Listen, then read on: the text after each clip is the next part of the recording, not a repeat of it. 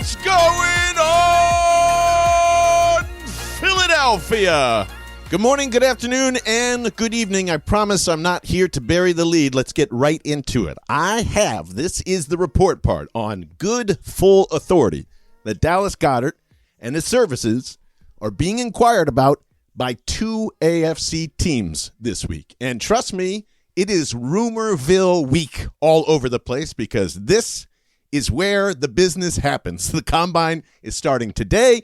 Everyone has been drunk enough and had some spicy shrimp at this point, and they're ready to get down to brass tacks. That is the report, and that is coming from three different sources, okay? A non-agent who is not involved whatsoever in any Eagles or any other AFC business. That is coming from a team source, and that is coming from an NFL source as well. So those things I know to be true. Two AFC teams are asking about Dallas Goedert. I do not know if the Eagles are, well, they're listening. They listen to everything. I don't know if they're interested in doing that. I don't know if Dallas Goedert is interested in being traded. It seems to me like both parties want to hang out and stay in Philly. And I know Dallas for sure, definitely wants to stay in Philly to finish his career, because why wouldn't you at this point? I also, still all opinion here. From here on out is all opinion. These are just guesses and deducing and kind of taking what I've been told and putting it into a nice little information donut for all of us. And I also urge you to take everything with a grain of salt here because, like everything else, these are discussions. And I would say nothing is definitive. And by the time that information gets to me, there are several other people that probably know about it. So just putting that there because I don't break news at all, but I am confident in what I was told. Now, after obsessively over the last 48 hours trying to see which AFC teams this would make the most sense for, I originally landed on the Cleveland Browns. And then some other people told me not a chance that it could be the Cleveland Browns because why would you do that to Dallas Goedert? And I was like, oh, yeah, that does make a ton of sense. One of the teams in the rumor mill that I was told about could be the Chargers. And you look at that, and that does make a ton of sense for a bunch of different reasons. I think Harbaugh would be obsessed with a player like Dallas Goedert. Justin Herbert desperately needs a Dallas Goedert. They love to run there. We know what kind of blocker that Goedert is. We know what kind of receiving threat that he is. And to have somebody in the middle of the field to bail out Justin Herbert, which he desperately needed in the playoffs, as a reminder to everybody, yes, they're still in the same division as the Chiefs. They just lost the Super Bowl. I'm sure everyone, they might be smelling blood, but they want to get on top of this. They want to be ahead of the Chiefs for the first time in a long time because they're dealing with a Super Bowl loss. So how does this work out for the Eagles? I think there might be a way where Will Dissly would be involved in this because he's cheap. You can basically have an out and cut him next year. You can draft a tight end. And let me just get this straight with either situation. The Eagles are going to draft a tight end no matter what. I think that's pretty clear now. So that is going to happen in the draft at some point. It's a great tight end class. And you need still a little bit of glue, in my opinion, between Calcaterra, whoever you're drafting,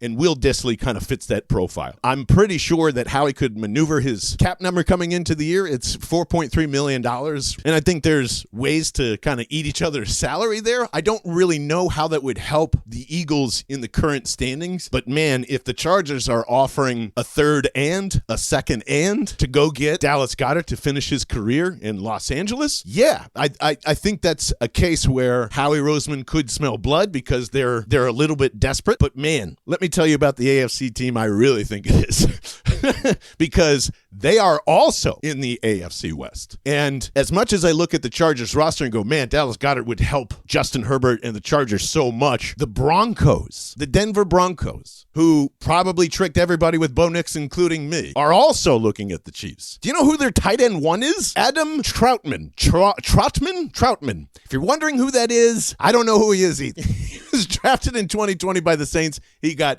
traded there last year. He is their number one tight end. They have no tight end depth. There's nothing young. There's no playmakers there. And same situation. You know who loves tight ends more than anybody on earth? Sean Payton. What does Sean Payton run? Fucking nothing but 11 personnel. So yes, if I am the Eagles, Dallas Goedert, and the Broncos, my bells are going off. I'm going, wait a minute. Okay, let's see if we can get this contract done, because I think that's the other thing I know for sure is the Eagles and Dallas are not playing this last year. It doesn't make sense for anybody. It doesn't make sense for Dallas's money, and it surely doesn't make sense to hold on if Howie Roseman can get somebody to overpay for Dallas Goedert in a trade. And I don't know for Howie Roseman what that would look like, but again, to the theory of blood in the water, the Denver Broncos are blood in the water. Sean Payton's aggressive, and I would say that he has the ears of all the Walmart employees of saying, I need this guy. Listen, you trusted me with Bo Nix. I proved you right. I need Dallas Goedert. So I don't know. And at the end of the day, this is going to be a close one, a very close one. I don't feel comfortable after winning a Super Bowl and everybody hyped up to saying, let's go back and win another one, to lose a guy that has been one of the most important pieces in the run game here with how the team has functioned, no doubt about it, and has had to do a lot of the same stuff that A.J. Brown talked about and we talked about on the last episode of just sitting there running. In everybody's case, running and blocking most of the game. And then for whatever reason, in Philadelphia, and I think this is true, and you tell me if I'm wrong on this, we just don't like the tight end position that much. We're fine with it. There's about 2 or 3 years when the new tight end comes in, we're ecstatic. And it has happened with every tight end transformation, starting with Chad Lewis to Brent Selleck. Brent Selleck, I still remember it because I was there, really had his coming out party in the 2008 championship game in Arizona. And everybody looked like, that's the guy. We're ready now. It's Selleck's team, et cetera, et cetera.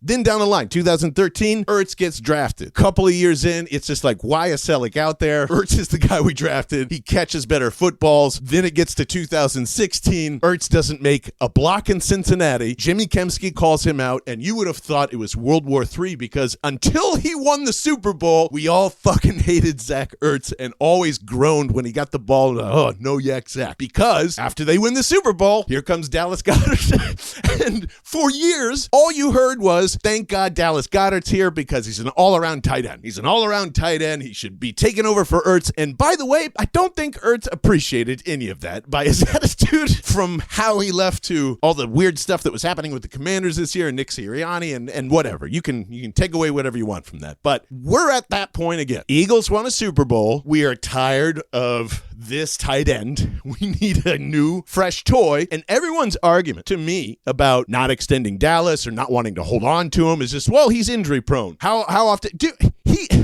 he's one of the reasons why the Eagles turned around their season against the Saints. And if Dallas Goedert is not there for wild card weekend against Green Bay, they probably still win, but we're shitting bullets. Making incredible plays in the playoffs. You can call it a Danny Briere syndrome if you were a Flyers fan ever. Okay regular season. Kind of hurt throughout the regular season, survives enough to come back, plays his ass off and says stuff like, I told that son of a bitch to slow down so he could come get some. I mean, again, whether it's appreciation, recency bias, or you just don't need him in the offense. And I understand that. And like I said, Dallas is probably thinking the same thing too. Like, what the fuck am I doing here when I could probably be catching balls from Bo Nix for the last 3 or 4, 5, 6 years of my career, depending on how well I hold up. You know, like, kind of think about it. Denver might be a perfect spot for everybody. So just wanted to tell that to you real quickly. I know that there'll probably be other reports like crazy throughout the playoffs. Use your mind, think critically. Who knows? I could be getting played here. But I'm pretty confident in conversations are being had, and ultimately, I believe that Howie, Dallas, and everybody want this to work out here, and we'll just have to wait and see. We'll have to wait and see. But if it doesn't, my first major guess is the Denver Broncos, Philadelphia Eagles, are going to be doing some business this offseason. There's other stuff I'll talk to you about when I come back on Tuesday, and if there's any breaking news, of course, I'll pop right on and talk to you about it right then. I'm John Barchard. Thanks for listening to Bell and the Birdmen. I will catch you later on next week.